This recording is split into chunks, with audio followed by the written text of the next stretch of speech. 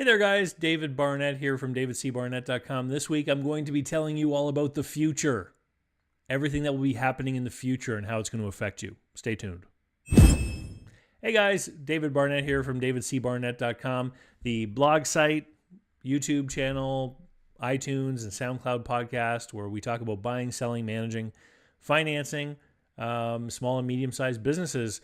As you know from last week's video, I just got back from a vacation. I was away in Europe, and it was kind of a business thing for my girlfriend Natalie. And what's funny or what's interesting is like myself, a lot of people in their 40s are kind of in their second relationships. And what I have noticed over the course of my years is that when business owners and entrepreneurs tend to get back into the game for round two, oftentimes they end up finding other business people, professionals, and entrepreneurs. So what was really interesting to me about the trip is that while the people that owned travel agencies, and that's the business that Natalie's in, they were talking a lot, obviously, together about their travel agencies. There were a lot of really interesting conversations on the side amongst all of the guests that were along. Because half to 3/4 of us were in businesses of our own. And of course, we're having other conversations, either about what we saw about the travel business from speaking with our partners. But we were also talking about our own businesses. And there was the age range was probably from mid to late 30s up until late 60s. And so there were actually some quite seasoned entrepreneurs that had been around for a while. And we had a really great conversation one evening about the future and about what some of these people believe are going to be some really impactful changes that are going to be happening. And in fact, some of them have actually made some really big business decisions based upon some of those things that they see coming down the road. So I made a short list, but basically here are the topics, and a lot of them are related one to the next. So the first one is the end of cities in general. And what do I mean by that? Well, cities are places where people come together to do business with each other primarily. And a lot of the times people have to go live in the city because that's where the work is, because that's where the business activity is happening, because people are doing business with each other. And so one of the things that came up consistently over the course of the trip is people who had seriously invested in big, expensive commercial property at different points in their business career over the last couple of years have been divesting it. They've been getting rid of that real estate. They've been selling it and leasing it back, or selling the businesses that were in the buildings and insisting that the buyers buy the buildings as well, because they don't believe the real estate is going to hold value for much longer.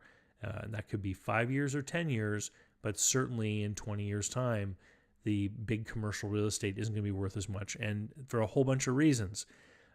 Everyone talks about Amazon killing shopping centers, but the things that a lot of these other entrepreneurs were talking about that they seem to think were an equal threat were things like telecommuting becoming even more widely accepted and adopted than it is today, meaning that fewer and fewer people need to go and be physically present with each other in the workplace.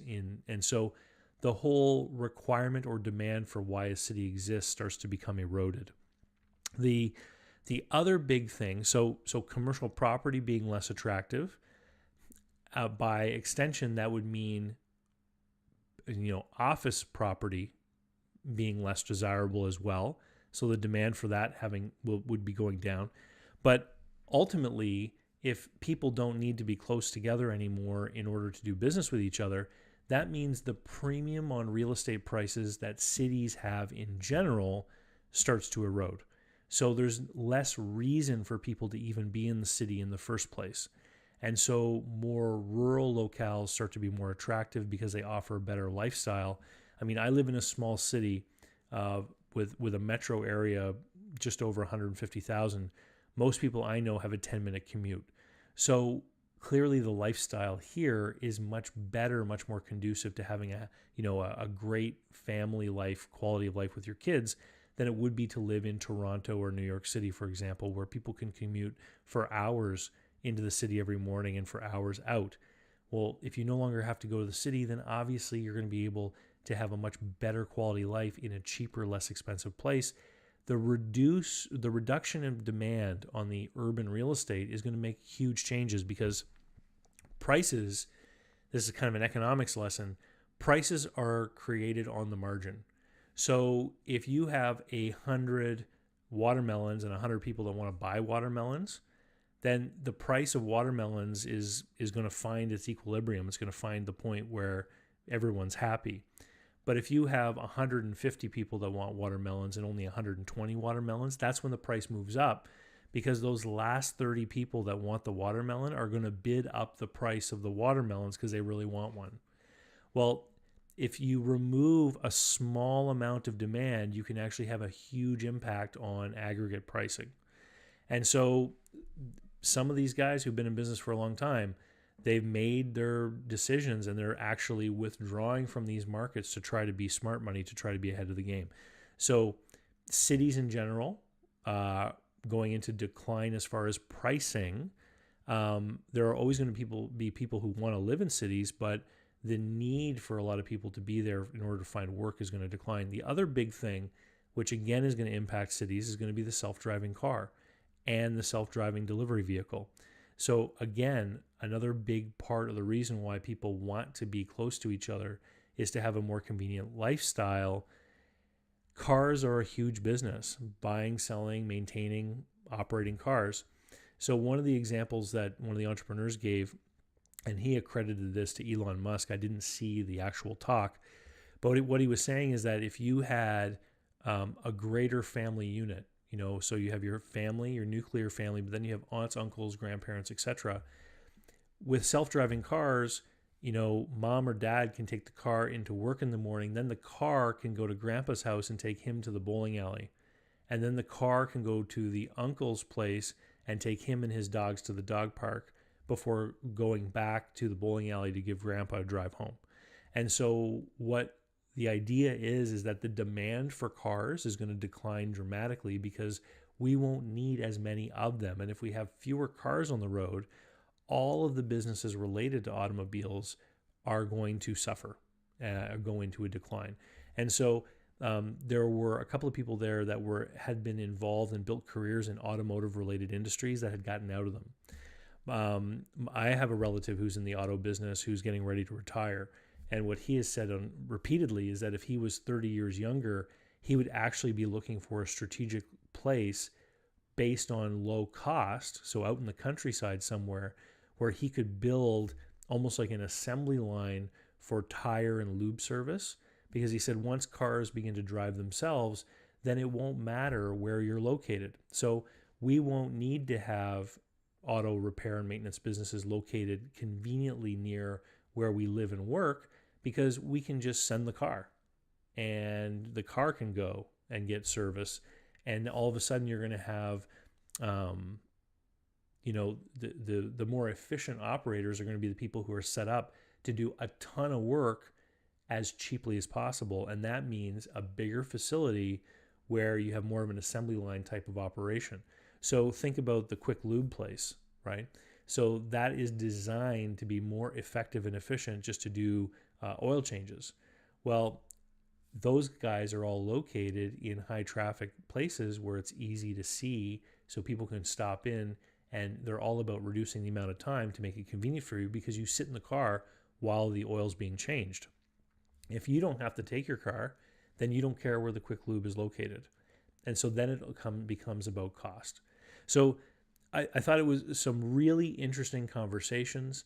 Some of the other conversations that we were having were about how this change in real estate value and the change away from commercial and office property being so important and having it become less valuable is also going to have a big impact on government. A lot of cities balance their books on the backs of commercial property because commercial property taxes are higher than residential.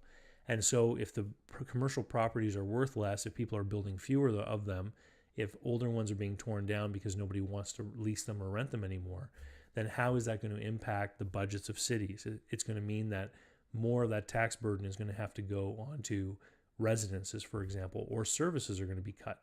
And of course, it depends on what the debt's going to be like, if there is room to cut things because of city debt service. So this channel is all about people who are buying and selling, managing businesses. And I know that a lot of people out there have an idea of what kind of business they would like to purchase, because, based on their skills and what they're suited to, and what they think that they're going to enjoy. So if you're on the other end of that conversation, if you're on the buying end, then you might want to think about some of these long-term trends, especially if you're going to buy a business where you're going to be financing things over a long period of time. If you're going to be considering buying a building and having a 20-year mortgage, if you're going to consider buying a business and paying it back over a few years, it's going to be a lot easier to make that decision than if you're in a position where you may have to pay back your purchase financing over 10 years.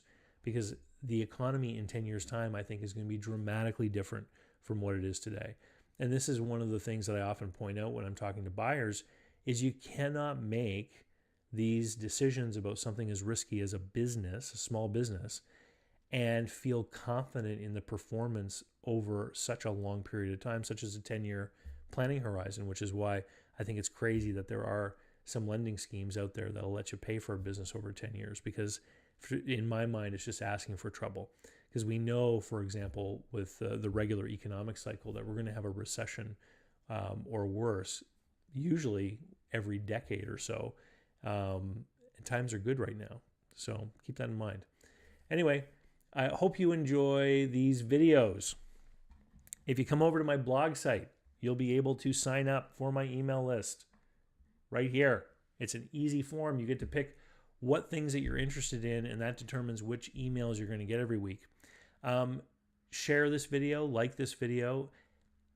If you want to get help to buy a business, the easiest thing to do is go to businessbuyeradvantage.com, take my online course. It's all about how to find, finance, negotiate for, make an offer, make a deal, close on a small or medium-sized business. And if you own a business and you want help selling it, head over to howtosellmyownbusiness.com, which is the webpage where I talk to business sellers and show you how I can help you go through the process of selling a business on your own and save a lot of money as far as commissions on the way. And with that, I'll say thanks, and we'll talk to you soon.